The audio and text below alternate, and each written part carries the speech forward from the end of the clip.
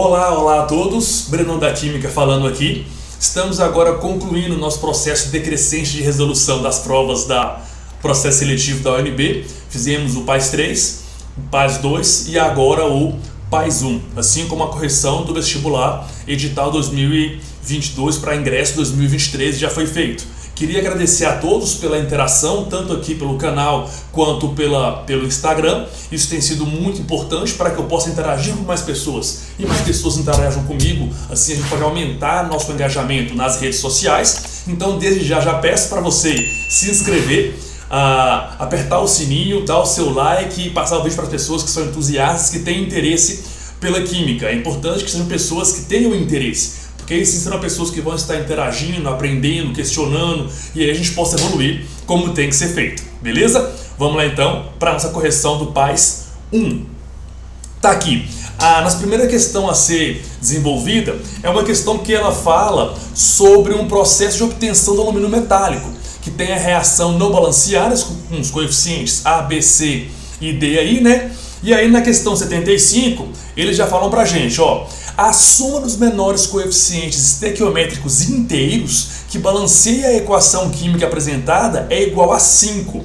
Olha só, quando a gente vê esse tipo de abordagem aqui, a gente é muito tentado a começar por aquela estratégia clássica, né, que é a tal do macho, metal a metal, carbono, hidrogênio e oxigênio. Mas vale lembrar que aqui, ao você olhar para essa equação específica, ela já vai estar com uma abordagem que vai ser uma noção de proporção em que nós temos no produto 2 oxigênios e no reagente 3 oxigênios. Brenão, mas o que tem isso a ver aí? Se você perceber essa relação, eles vão ter que se completar. Então, se você começar pelo alumínio colocando um 2 na letra C aí, você futuramente vai ter que mudar essa relação estequiométrica por causa do reagente. Brenão, não entendi isso muito bem. O que você está querendo dizer? Tenta pelo alumínio que você vai ver a diferença que vai dar e o que eu estou querendo dizer para você. Então aqui o nosso primeiro momento vai ser colocar para balancear, né, essa equação, 2 aqui na opção A, 3 aqui no D. Aí agora a gente já tem aí 6 oxigênios no reagente, 6 oxigênios no produto. Eu, para ter agora 3 carbonos no reagente, o meu B vale 3. E o meu C agora, 2 vezes 2, né, vai valer 4.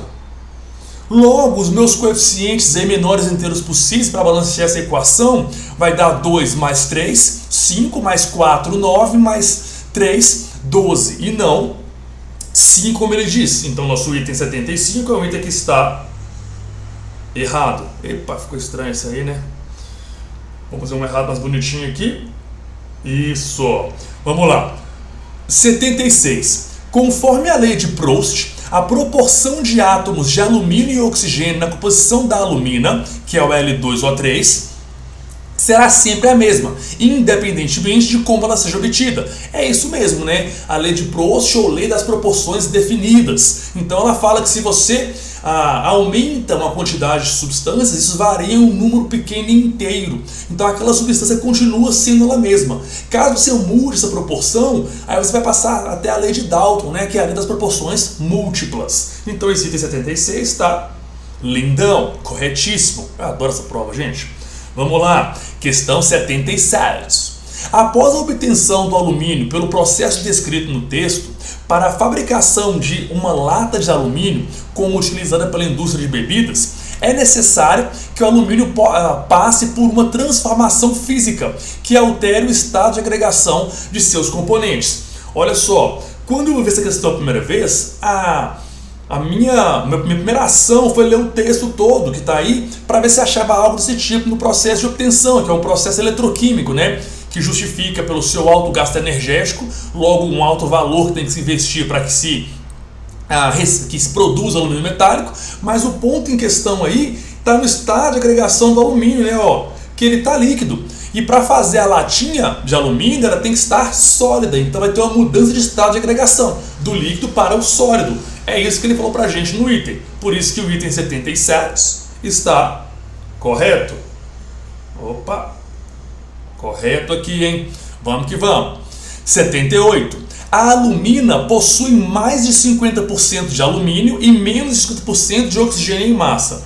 Aí ele está querendo trabalhar com a ideia de fórmula percentual, né? Algo desse tipo, que a gente pode trabalhar com essas ideias. Se a gente olhar para cá, ó, cada alumínio, na UNB tem uma tabela periódica, né, para a gente poder trabalhar, cada alumínio pesa 27 gramas, então a gente vai ter 27 vezes 2, um total de 54 gramas desse composto que é alumínio. Cada oxigênio pesa 16 gramas por mol, cada mol de oxigênio pesa 16 gramas. 16 vezes 3, 48 gramas. Então, se a gente observar, a massa molar desse composto vai ser 54 mais 48, que é algo mais do que 100 gramas por mol, né? Aqui vai estar dando 102 gramas por mol. Essa substância. Eu tenho 54 gramas de alumínio. Então, isso quer dizer que mais da metade, ou seja, mais do que 51 gramas desse composto, vai ser alumínio. Então, a gente tem mais do que 50% em massa de alumínio e menos do que 50% em massa de oxigênio. Aí o nosso item 78 fica correto. Tranquilo, pessoal? Vale dizer que caso tenha alguma dúvida, alguma incompreensão durante a resolução, pode mandar mensagem, interagindo, e vai dar tudo muito tranquilo para ter a nossa comunicação aberta. Pode ser aqui pelo YouTube ou também pode ser pelo Instagram. Fique à vontade, tá bom? Vamos para 79. De acordo com o modelo atômico de Dalton, na reação de obtenção do alumínio a partir da alumina, que é a equação apresentada, né, átomos de alumina se combinam com átomos de carbono, produzindo átomos de alumínio e átomos de dióxido de carbono. Ele fez aqui um distrator trabalhando com a ideia de substância, átomo, molécula, aglomerado iônico. Ele quis trabalhar esses conceitos para afirmar aqui, né? A gente não forma átomos de dióxido de carbono, átomos de alumina. A gente tem átomos de carbono e oxigênio na molécula de dióxido de carbono. A gente tem átomos de alumínio e átomos de oxigênio na alumina. Aí sim, no carbono, que é um composto covalente, aí sim a gente tem átomos de carbono ali, né? Então aqui a nossa questão, então, nosso item está errado. 79. Vamos lá, hein? Item 80. Conclui-se das informações do texto que a referida reação de obtenção de alumínio é exotérmica. Aí a gente tem que ir no texto da questão, né? Ele fala pra gente aqui, ó, a reciclagem do alumínio a partir da coleta seletiva proporciona economia de energia e de bauxita, além de reduzir emissões de CO2. Esse é um dos pontos que a gente tem, que é a questão ambiental, né? Aí ele fala pra gente aqui, vamos ver o texto. Esse processo, olha aqui, ó, esse processo requer o fornecimento de imensas quantidades de energia. Então você tem que fornecer muita energia para esse processo ocorrer. Então ele é um processo altamente endotérmico e não exotérmico. E ele fala aqui que é um processo exotérmico. Então tá errado, né? Ele é um processo endotérmico. Você fornece energia, ele absorve essa energia e aí pega e acontece. Beleza? Vamos lá, hein, pessoal, para 81. A reciclagem, olha quem apareceu aí que quase sempre está com a gente, né? A estequiometria está presente demais, né? A reciclagem de 1 tonelada de alumínio evita a quantidade de emissão de CO2 em toneladas. Então, aqui é uma relação de massa de alumínio com massa de CO2.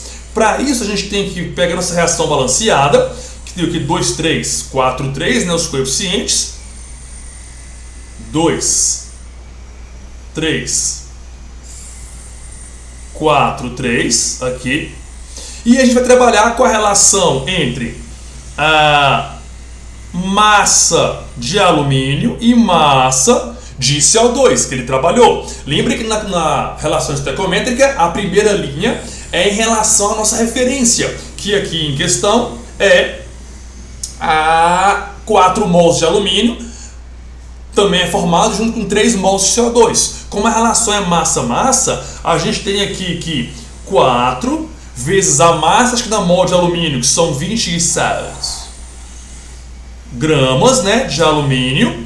Isso vai estar sendo produzido conjuntamente com 3 mols de CO2. Então 3 que multiplica, cada carbono pesa 12 gramas por mol, né? Cada mol de carbono pesa 12 gramas, cada mol de oxigênio 16 gramas, total 16 vezes 2 mais 12, né? Que vai dar aí 44 gramas de CO2. Ai, Brenão, eu já mando direto só os valores multiplicados, nem colocar a unidade, nem o que é.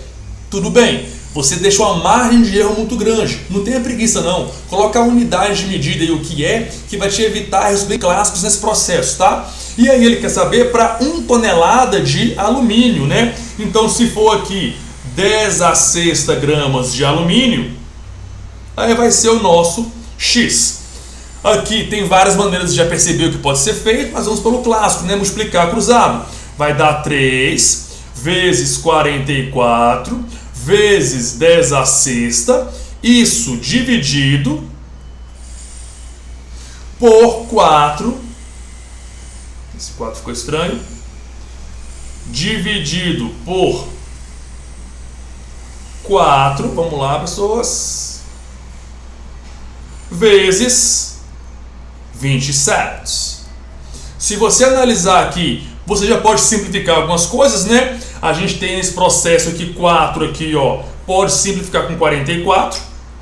Aí a gente tem que vai ficar 11 aqui em cima e 1 lá embaixo. A gente também pode simplificar 27 com 3, que aqui fica 9. Vamos manter o nosso Technicolor aqui. 9. Então isso está sendo igual a 11 vezes 10 a sexta sobre 9.